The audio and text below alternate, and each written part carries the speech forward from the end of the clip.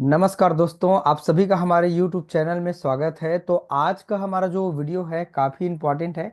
आप पूरा वीडियो के लास्ट तक बने रहना डियर स्टूडेंट, ताकि आपको पूरा चीज़ समझ में आने लगे।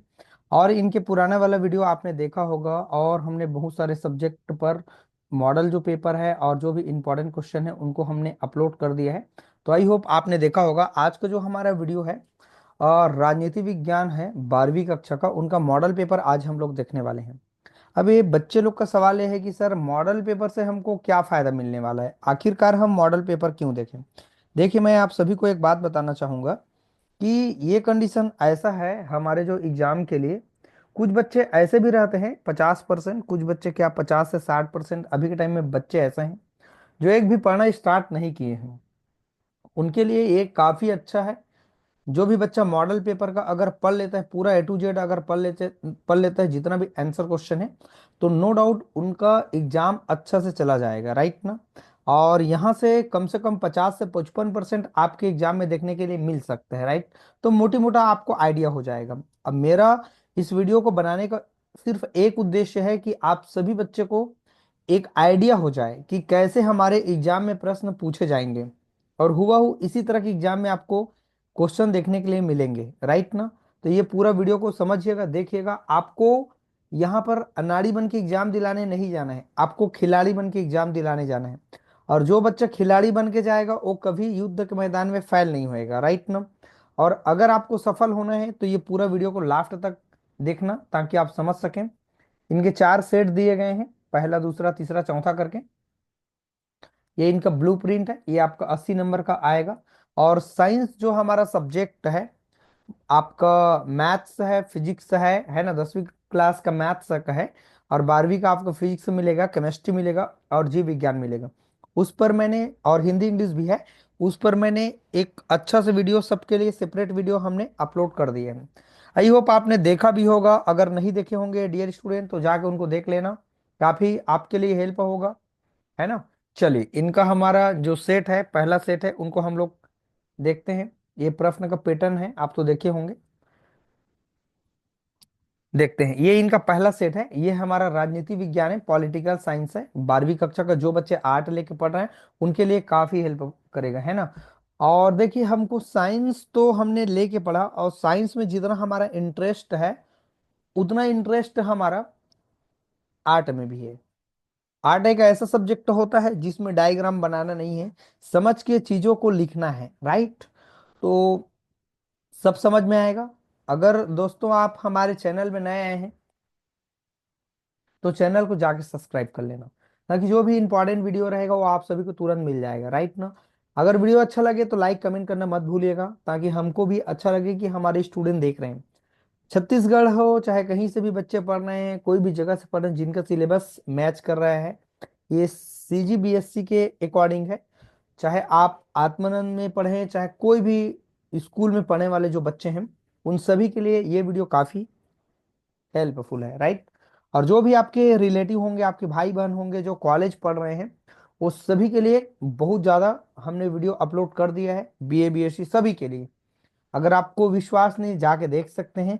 करीबन 700 वीडियो अपलोड हो चुके हैं, राइट ना। बहुत कम बचा है 700 होने के लिए। हमारा जो एक्सपेरिमेंट है उनको आप जरूर देखें कि मनोज सर पढ़ाते कैसे हैं, उनको एक्सपेरिमेंट कराते कैसे हैं। तो सब पर मैंने अच्छा वीडियो अपलोड कर दिया है। जितना एक्सपेरिमेंट है हमारे महाविद्यालय में, स्कूल लेवल में, वो सभी के लिए हमने वीडियो अपलोड कर दिया है। आई होप आपने देखा होगा, नहीं देखे तो जाके देख लीजिएगा अपने, और जो भी मित्र होंगे दोस्त होंगे उनको एकदम शेयर करिए, राइट। चलिए, वीडियो को हम लोग स्टार्ट करते हैं। हमारा पहला सेट क्या दिए, आपको थोड़ा सा मैं बताना चाहूंगा। 1 से लेकर के 10 जो प्रश्न रहेंगे, अति लघु उत्तरीय प्रश्न रहेंगे, जो 1 नंबर का रहेगा, क्लियर। दूसरा है 11 से लेकर के 16 तक जो प्रश्न मिलेंगे, वो आपका सेकंड लघु उत्तरीय प्रश्न रहेगा, जो आपका 2 नंबर रहेगा। 17 से 21 तक आपका 4 नंबर का रहेगा। और 22 से लेकर के 25 नंबर तक 5 नंबर का रहेगा, जहां पर नक्शा बनाना भी रहेगा। और 26 से लेकर 28 नंबर जो क्वेश्चन है वो आपका 6 नंबर का रहेगा, ठीक है। तो नीचे देखते हैं, ये हमारा ऑब्जेक्टिव प्रश्न है, आप देख पा रहे हैं, पूरा क्लियर दिखाई दे रहा है। आप यहीं से तैयारी करें। अगर आपने एक भी तैयारी नहीं किया है तो यहीं से करें, आप बिल्कुल नो डाउट पास हो जाएंगे। ऑपरेशन डेजर्ट स्टार्म क्या होते हैं ये आपको बताना है। लिखा गया है प्रथम खाड़ी युद्ध में उपदेशों की मिलीजुली और 6,60,000 सैनिकों ने इराक को परास्त किया। इसे हम लोग क्या कहेंगे? ऑपरेशन डेजर्ट स्टार कहा जाएंगे, है ना।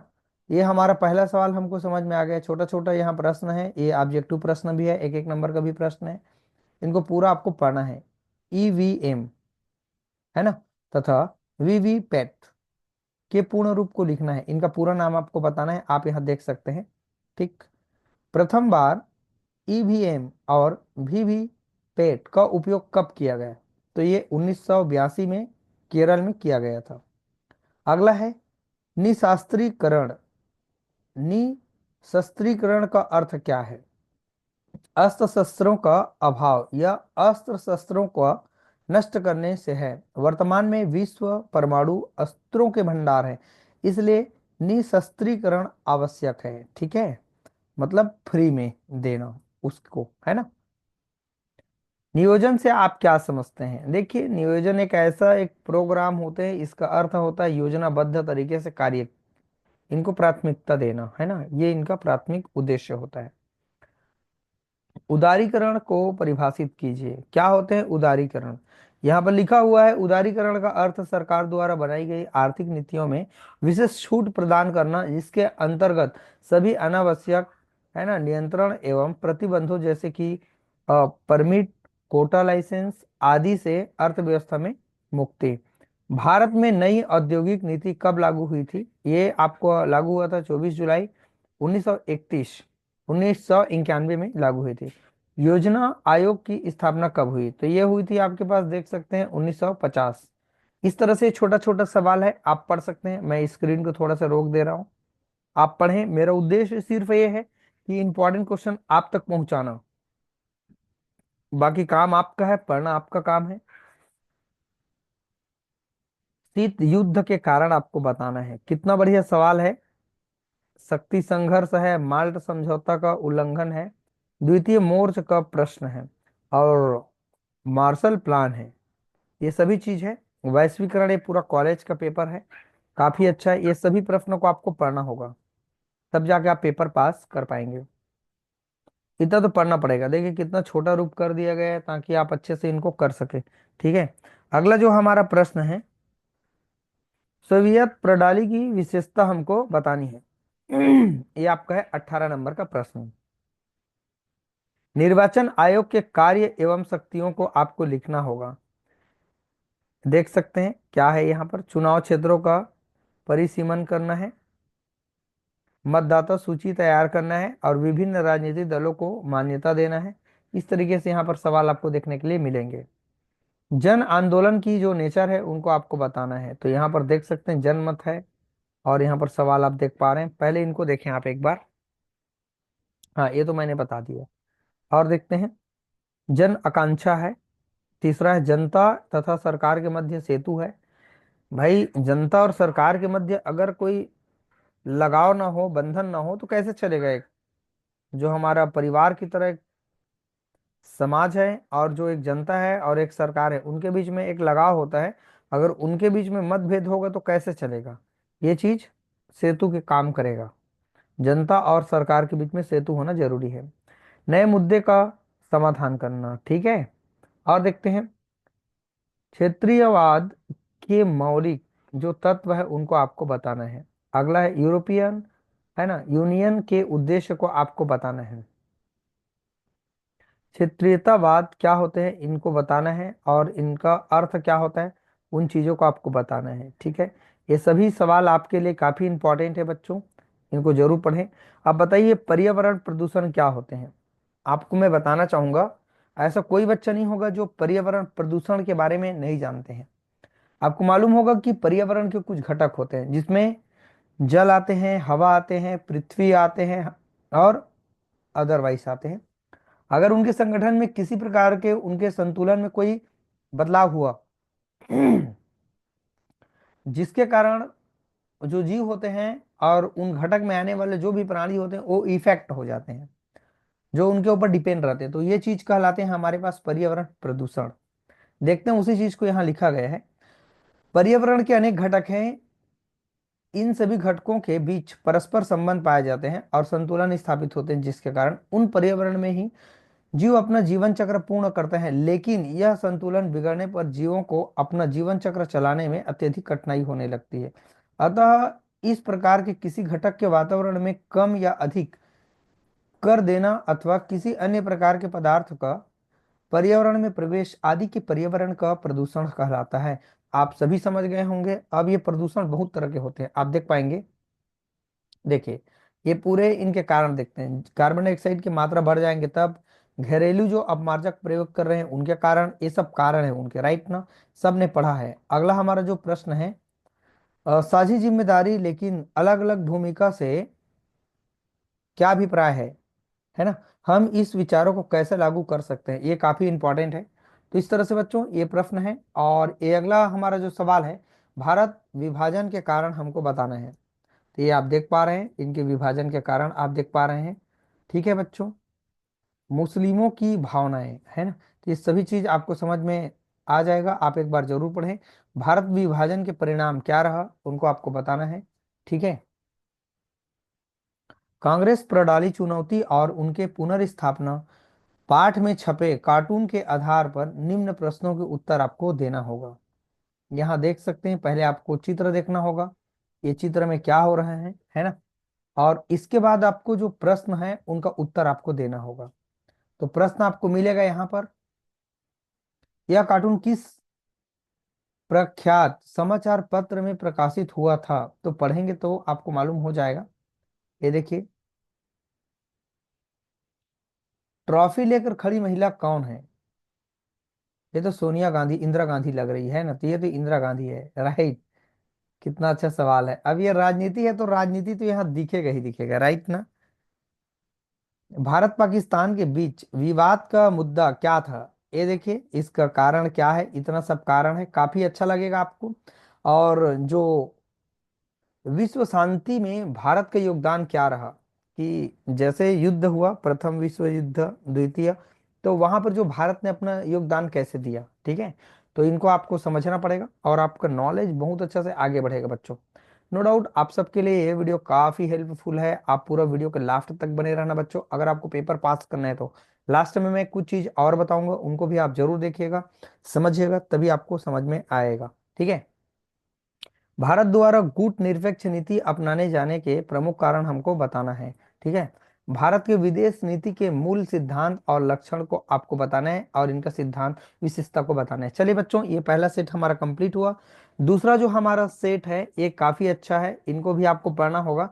चारों सेट को आपको पढ़ना होगा। कुल मिला के ये कहें कि अगर 27 27 28 28 या 30 30 प्रश्न अगर एक एक सेट में है, तो अगर चार सेट देखें तो 120 प्रश्न हो जाएंगे, राइट ना, तीन सेट में। और ज्यादा और सेट बढ़ाएंगे आप, मान लीजिए आपके पास 25 प्रश्न आप पढ़ रहे हैं, छोटा मोटा मिला के 25 चौक कितना हो जाएगा, 100।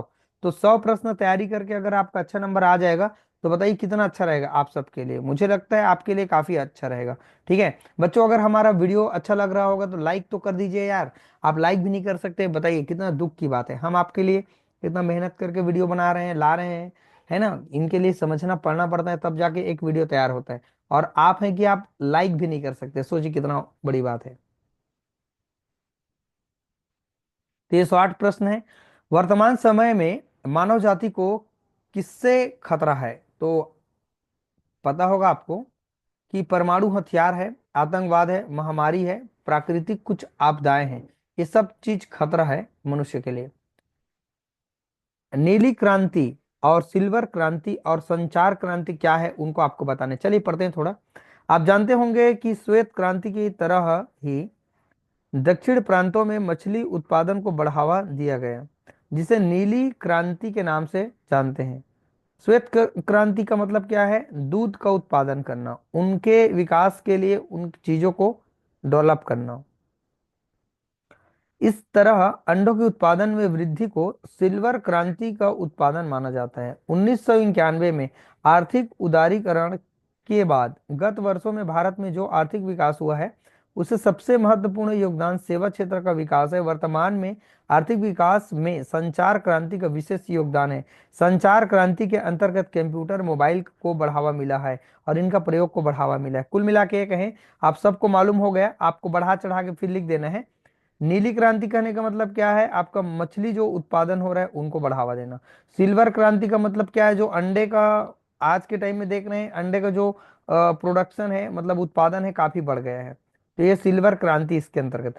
संचार क्रांति में टेक्नोलॉजी आएगा, जहां पर कंप्यूटर है, मोबाइल है, ये सारा चीज आ जाएगा, ये सब चीज को बढ़ावा दे रहे हैं। काफी अच्छा सवाल है, पढ़ सकते हैं आप। यहाँ पर छोटा छोटा कुछ प्रश्न दिया हुआ है बच्चों, इनको आप जरूर पढ़ें। यहाँ पर आप प्रश्न देख के आपको समझ में आ रहा होगा। बीएसपी का पूरा नाम क्या है? भारतीय जनता पार्टी, आपने सुना होगा। अच्छा, बीएसपी है ना, और ये बीएसपी का पूरा नाम क्या है? बहुजन समाज पार्टी है ना, बहुजन समाज पार्टी। बी कह रहा है, एस कह रहा है, और पा कह रहा है ना, तो इसका पूरा नाम क्या है? बहुजन समाज पार्टी। चलिए अगला और देखते हैं। आज अमेरिका की सैन्य शक्ति अनूठी मानी जाती है, क्यों? मतलब कहीं ना कहीं अमेरिका को ज्यादा शक्तिशाली माना जाता है, क्यों? क्योंकि उनके पास ताकत का मुख्य कारण क्या है, देखते हैं कि उनके संपूर्ण जो कारण है, वहां की जो टेक्नोलॉजी है काफी अच्छा है, राइट ना। और बहुत सारे चीज है जिनके कारण उनको क्या माना जाता है? शक्तिशाली। सुरक्षा क्या होती है भाई? सुरक्षा के बारे में कौन नहीं जानता। अगर हमको अपने घर को सुरक्षा में रखना होगा तो हमको बाउंड्री लगाना पड़ेगा, और हर चीजों पर अगर कोई चोरी करके लेके जा रहे हैं, अगर उनको हमको देखना है तो हमको क्या करना पड़ेगा? कैमरा लगाना पड़ेगा, जिससे हम सुरक्षित रह सके।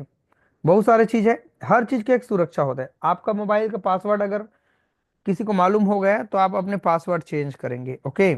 इसका मतलब ये हुआ कि हम क्या कर सकते हैं कि पासवर्ड इसलिए लगाते हैं ताकि उस पर सुरक्षा रहे। हर चीज का एक सुरक्षा होते हैं। वैसे ही हमारी जो राजनीति है, सिस्टम है, मतलब एक देश है, वहां पर भी कुछ सुरक्षा चाहिए। देखते हैं क्या होते हैं। सुरक्षा हानि से बचाव करने की प्रक्रिया और व्यवस्था को कहते हैं। व्यवस्था है एक तरह से बचाव को, बचाव है एक तरह से बचाव है, तो सुरक्षा रहेगा तो एक तरह से हमारी व्यवस्था अच्छी रहेगी। इसके अंतर्गत आपका व्यक्ति का सुरक्षा करना अनिवार्य है, स्थान का, वस्तु का, निर्माण का और निवास देश, सभी चीज का सुरक्षा करना जरूरी है।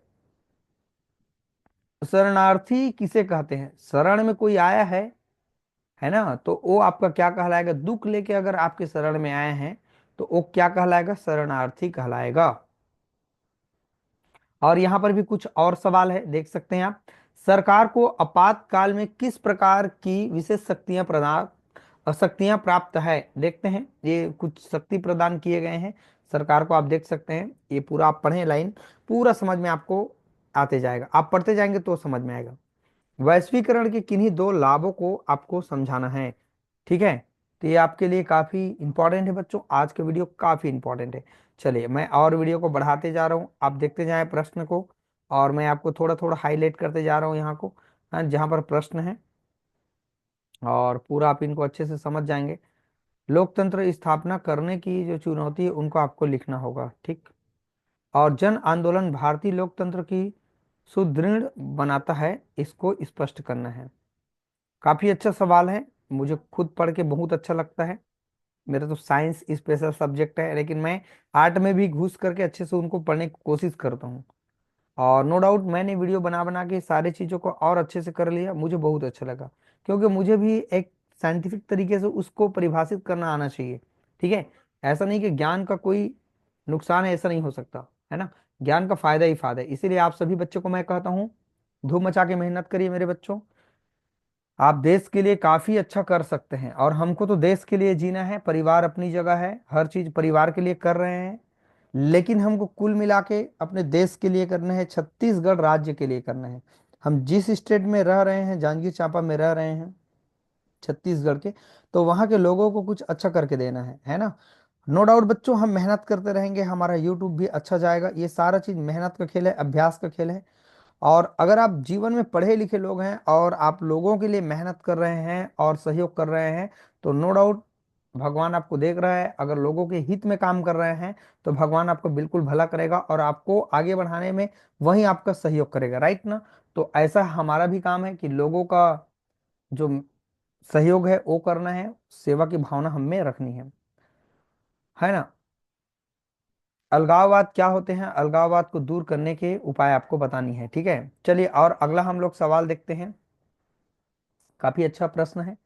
पर्यावरण प्रदूषण के प्रकार को हमको क्या करना है, बताना है। तो चलिए देखते हैं। वायु प्रदूषण है, जल प्रदूषण है, ध्वनि प्रदूषण है और रेडियोधर्मी तापीय प्रदूषण है और मृदा प्रदूषण है। ये सारा चीज इंपॉर्टेंट है, ठीक है बच्चों। वैश्विक पर्यावरण की सुरक्षा से जुड़े मुद्दे सन 1990 के दशक में विभिन्न देशों के प्राथमिक सरकारों सरकार क्यों बन गए हैं, है ना। प्राथमिक सरोकार क्यों बन गए हैं, इनको आपको बताना होगा। काफी अच्छा है, आप इनको पढ़ेंगे। मुझे बहुत अच्छा लग रहा है कि मैं 8 में उन सब्जेक्ट को ले रहा हूं जो आपके लिए काफी इंपॉर्टेंट है ना। तो बच्चों इनको अच्छे से तन मन धन के साथ मेहनत करिए। आपका मुश्किल से पेपर 20 से 25 दिन बचा हुआ है।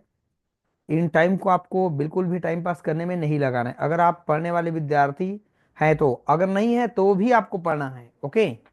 सरदार पटेल द्वारा राष्ट्रीय एकता के लिए किए गए योगदान के उल्लेख हमको करना है। ये आपका छत्तीसगढ़ बोर्ड प्रश्न बैंक में रखे गए हैं ये क्वेश्चन। और देखते हैं। सन 1971 के चुनावों में श्रीमती इंदिरा गांधी की लोकप्रियता के कोई दो कारण हमको क्या करनी है, बतानी है, ठीक है। ये काफी अच्छा सवाल है, आप पढ़ें इनको और आंसर को भी आप पढ़ते जाएंगे, खुद आपको समझ में आते जाएगा, ठीक है। चलिए और देखते हैं। भारत बांग्लादेश के मध्य तनाव का कारण हमको बताना है। यहाँ पर देख सकते हैं इनके तनाव का कारण क्या रहा। ये पूरा चीज आप पढ़ें। एक बार आप चाहे तो वीडियो को आप रोक सकते हैं, राइट ना। ठीक है, चलिए और देखते हैं। राजीव गांधी के बारे में यहाँ पर समझौता के लिए जो चीज लिखा गया है उनको आपको करना है, ठीक है। जयवर्धन के 1887 के समझौता को हमको बताना है। अगला हमारा जो सवाल है, संयुक्त राष्ट्र संघ के प्रमुख अंगों को हमको बताना है। तो ये देख सकते हैं आप, पहला इनका जो आंसर है, इनके कार्य है। संयुक्त राष्ट्र संघ का बजट पास करना इनका कार्य होता है। और यहाँ पर देख सकते हैं सुरक्षा परिषद और अन्य जो संस्था होते हैं उनको रिपोर्ट करना, विचार करना उनको, ये सभी चीज उनके अंदर में आते हैं। और जो न्यास होते हैं परिषद पर निरीक्षण करना होता है। और अगला है हमारा, इस तरह से ये 4 5 आप पढ़ेंगे। सुरक्षा परिषद होते हैं, न्यास परिषद होते हैं और ये तमाम तरह के इनके कार्य होते हैं, आप देख सकते हैं। काफी अच्छा है, ये आपने 10 क्लास के सामाजिक विज्ञान में भी आपने पढ़ा होगा। भारतीय विदेश नीति की जो आलोचना होती है उनको हमको क्या करनी है बच्चों, बतानी है। काफी अच्छा है ये प्रश्न। सभी प्रश्न आपके लिए काफी इंपॉर्टेंट है। मुझे लगता है अगर यहाँ से आप पढ़ लेते हैं तो आपको पास होने से कोई नहीं रोक सकता, राइट ना। तो पास होने के लिए चीजों को आप पढ़िए, अच्छे से करिए। और बहुत सारा पढ़ाई आपका बचा हुआ है, फेल हो जाएंगे तो बहुत समस्या हो जाएगी आपके लिए। पैसा का पैसा भी जाएगा, समय भी जाएगा। और समय तो ऐसा है, एक बार चला जाएगा तो दोबारा आपके पास आएगा नहीं। चलिए देखते हैं ये तीसरा सेट क्या है इनका। ऑपरेशन जो होते हैं, है ना, इनफाइटी इनफाइनाइट रिच ऑपरेशन, ये क्या होते हैं इनको आपको बताना है। कांग्रेस पार्टी की स्थापना किस वर्ष हुई है, इनको आपको बताना है। श्वेत क्रांति क्या होते हैं, मैंने आपको पहले ही बता दिया। दूध के उत्पादन को कहते हैं हम लोग श्वेत क्रांति कहते हैं, ठीक है। और देखते हैं। अप्रवासी किसे कहते हैं, जो लोग अपनी मर्जी के से स्वेच्छता पूर्वक अपना स्वदेश छोड़ते हैं उसे अप्रवासी कहते हैं। माइग्रेशन आपको पता होगा, जब हम एक स्थान से दूसरे स्थान चले जाते हैं, कोई भी जो लोग होते हैं, जैसे मान लीजिए हमारे देश में रहने वाले जो लोग हैं वो कुछ टाइम के लिए एक स्टेट से दूसरे स्टेट में चले जाते हैं ताकि वो कुछ पैसा कमा सके और अपने जो परिवार है उनको अच्छा बना सके। तो वो फिर वहां से फिर वापस आते हैं घर, उनको कहते हैं प्रवासी कहते हैं, राइट ना। ये चीज दिया हुआ है यहाँ पर, आपको अच्छा लगेगा। भारत में किस प्रकार की अर्थव्यवस्था है, तो यहाँ मिश्रित अर्थव्यवस्था है। तो ये छोटा छोटा आपका प्रश्न है, जरूर आप इनको एक बार देखें। और ये हर प्रश्न एक दूसरे के साथ मिलता जुलता आपको देखने के लिए मिलेगा, है ना। बस सवाल थोड़ा से हेर फेर होगा। संसद मार्च का आह्वान क्या होता है, इनको आपको बताना है। अमेरिका का वर्चस्व क्या होते हैं उनको आपको बताना है, ठीक है। तो इस तरह से ये छोटा छोटा जो प्रश्न है उनको आपको पढ़ना है ना। गठबंधन सरकार के लाभ आपको बताना है। आप हमेशा न्यूज पर सुनते होंगे गठबंधन की सरकार, गठबंधन की सरकार, क्या होते हैं चलिए थोड़े से हम देखते हैं इनसे लाभ क्या होते हैं। संघवाद को बढ़ावा देना, जो संघ होते हैं उनको बढ़ावा मिलता है। सामूहिक निर्णय लेने में मदद मिलते हैं। गठबंधन सरकार कहने का मतलब कई सरकार मिल करके उनके साथ एक टीम बन जाते हैं, ये आपका गठबंधन सरकार है। तो इसमें सामूहिक कार्य निश्चित रूप से होते हैं, ठीक है। और जो क्षेत्रीय विकास होते हैं पुनः निर्वाचन से मुक्त होते हैं, ठीक है। ये कुछ सवाल है आपको मैंने बताया। गठबंधन सरकार की कुछ हानि भी है, वाह। प्रधानमंत्री की कमजोर स्थिति है, निर्णय में देरी है, और दल बदल को प्रोत्साहन देना, राइट ना, सही बात है। अगर गठबंधन की सरकार है तो कोई आदमी एक जने प्रधानमंत्री वहां पर निर्णय नहीं ले सकते। वहां पर आपका जो गठबंधन का सरकार रहेगा तो उनमें सबके एक कमेटी बैठेगी, कमेटी बैठने के बाद वहां निर्णय जो भी होगा उनको बताया जाएगा, तो थोड़ा फिर टाइम लगता है। नवीन अर्थ राष्ट्रीय अंतर्राष्ट्रीय अर्थव्यवस्था के आधारभूत सिद्धांत को हमको बतानी है। तो यहाँ पर ये प्रश्न दिया हुआ है, थोड़ा सा मैं और स्क्रॉल करना चाहूंगा, यहाँ तक इसका आंसर है, ठीक है बच्चों। 18 नंबर का जो सवाल है, शॉक जो थेरेपी है क्या होती है, क्या साम्यवाद से पूंजीवाद की तरह, है ना, तरफ संक्रमण का यह सबसे बेहतर तरीका है। यहाँ पढ़ें आप इनका आंसर, और यहाँ पर दिया हुआ है, मैं ऊपर को और थोड़ा सा दिखा देता हूँ, ये सभी इनका आंसर है। अगला सवाल है हमारा, जो शॉक थेरेपी के 4 परिणाम हमको बताना है। असमानता में वृद्धि हो जाती है, आर्थिक परिवर्तन में अधिक ध्यान रखा जाता है, अधिक ध्यान, और गरीबी का प्रचार, और असंतोष की भावना का विकास करना, ये सब इनके क्या है, कारण है। मतदान के बदलते तरीकों को आपको क्या करना है बच्चों, लिखना है। तो ये यहाँ पर इतना पूरा आंसर है, आप इतना लिख देंगे। और देखते हैं इनका और आंसर इधर थोड़ा सा और है। कांग्रेस एक सामाजिक और विचारधारात्मक गठबंधन के रूप में वर्णन गठबंधन के रूप में वर्णन कीजिए, इसको आपको बताना है। ये देख सकते हैं इनका पूरा आंसर है। मैं एक एक को बताते जाऊंगा तो काफी लंबा वीडियो हो जाएगा, और आप तो इतना समझदार हैं, नो डाउट आप पढ़ सकते हैं। मैंने शुरू का अगर बता दिया पार्ट को, पहला पेपर का, तो सेम टू सेम है, बस आपको मेहनत करना है। वीडियो लाने का उद्देश्य क्या है, पहली बात ये भूलना नहीं है। मोटी मोटा आपको आइडिया हो जाएगा कि हमारे पास एग्जाम में कैसे देखने के लिए मिलते हैं, ठीक है। तो ये आपको काफी अच्छा लगेगा वीडियो। अगर अच्छा लग रहा होगा तो लाइक कमेंट करना मत भूलिएगा। फ्रेंड चैनल पे नया है तो चैनल को जाके आप सब्सक्राइब कर लेना, ताकि इस तरह की चीज़ों को आप समझ सकें और हमको भी अच्छा लगे। पर्यावरण संरक्षण हेतु प्रमुख प्रयासों का वर्णन हमको करना है। क्या प्रयास कर रहे हैं गवर्नमेंट के द्वारा, ये देखिए अलग अलग एक्ट चला रहे हैं। जल प्रदूषण निवारण एक्ट चला रहे हैं, वन जंतु संरक्षण, जैसे कानन पिंडारी आप गए होंगे, और अलग अलग जगहों पर गए होंगे जहां पर जीव जंतु पेड़ पौधों सभी को संरक्षित किए जा रहे हैं। इंदिरा गांधी राष्ट्रीय उद्यान, है ना, ये सब चीज है। ये देखिए ये सवाल है अलग अलग, ये भारत का नक्शा है, यहाँ पर प्रश्न आप पढ़ लेंगे, निम्न चीजों को आपको दर्शाना होगा। चलिए और देखते हैं। शिमला जो समझौता पर एक टिप्पणी आपको लिखना है, काफी अच्छा सवाल है, ठीक है। ये प्रश्न को आपको पढ़ना होगा, काफी अच्छा इनका अथवा प्रश्न ये है। दक्षिण एशिया में शांति और सहयोग के प्रयास एवं तरीकों को आपको क्या करना है, लिखना है। सुरक्षा परिषद के क्या कार्य होते हैं उनको आपको बताना है, ठीक है बच्चों। और देखते हैं, हमारे सभी मित्रगणों से मेरा निवेदन है कि आप जरूर वीडियो को हमारा शेयर करें ज़्यादा से ज़्यादा लोगों को। चलिए चौथा इनका सेट देखते हैं, फिर वही क्वेश्चन आ गया है ना, छोटा छोटा यहाँ पर शॉर्ट क्वेश्चन मिलेगा, और शॉर्ट क्वेश्चन तो सबका पढ़ें, नो डाउट यहीं से आपके एग्जाम में देखने के लिए मिलेगा। ये हर साल चेंज होके आते हैं ना कुछ कुछ चीज़ें। देखते हैं यहाँ पर, वैश्विक गरीबी क्या होते हैं, संपूर्ण क्रांति का आह्वान किसने किया, ठीक है। तो ये जयप्रकाश नारायण ने किया था, ठीक। ये देख सकते हैं छोटा छोटा यहाँ पर प्रश्न है, मैं चिन्ह लगाते जा रहा हूँ, आप पढ़ें इसको। हर को पढ़ना उपाय नहीं है मेरे लिए, आप पढ़ेंगे ये उपाय है, ठीक है। तो घर बैठे भी इनको आप तैयारी कर सकते हैं। आंसर भी दिया है, बड़े मजे की बात। शीत युद्ध के सकारात्मक परिणाम क्या होते हैं इनको आपको बताना है। सोवियत संघ के विघटन के परिणाम को आपको बताना है। अंतर्राष्ट्रीय स्तर पर पूंजीवादी अर्थव्यवस्था के प्रभाव को आपको बताना होगा। काफी अच्छा सवाल है, ये पूछे गए हैं कई बार। गुट निरपेक्ष आंदोलन की असफलता को आपको बताना है। काफी अच्छा सवाल है ये भी। ये सभी चीज आपके लिए काफी इंपॉर्टेंट है मेरे बच्चों। जन आंदोलन से हमें क्या शिक्षा मिलती है, उदाहरण हमको बताना है। ये देखिए, सभी सवाल आपके लिए इंपॉर्टेंट है। मैं चिन्ह लगाते जा रहा हूं क्योंकि पहले और मैंने सेट को पूरा बता दिया था। हर में मिलेंगे चित्र, मिलेंगे यहाँ पर इस तरीके से क्या को बता रहे हैं, ये क्या चीज है, आप देखेंगे तो आपको पूरा समझ में आ जाएगा। आपको पढ़ना पड़ेगा भाई। मेरा कहना यह है कि इस सभी प्रश्न को आपका जो भी पढ़ने के लिए जो भी आपके पास मटेरियल, उसमें चिन्ह लगा लें। पर्यावरण संरक्षण पर भारत ने भी पर्यावरण सुरक्षा के विभिन्न कार्यक्रमों के माध्यम से अपना योगदान दिया है, स्पष्ट करिए। काफी अच्छा सवाल है ये। आप जिस देश में रहते हैं उनके बारे में आपको नॉलेज नहीं होगा तो मुश्किल है। ये चीज आप पढ़ें। राष्ट्र निर्माण के समय देसी रजवाड़ों का विलय करने में कौन सी समस्या सामने आई थी, इनको आपको करना होगा। सभी सवाल आपके लिए काफी इंपॉर्टेंट है।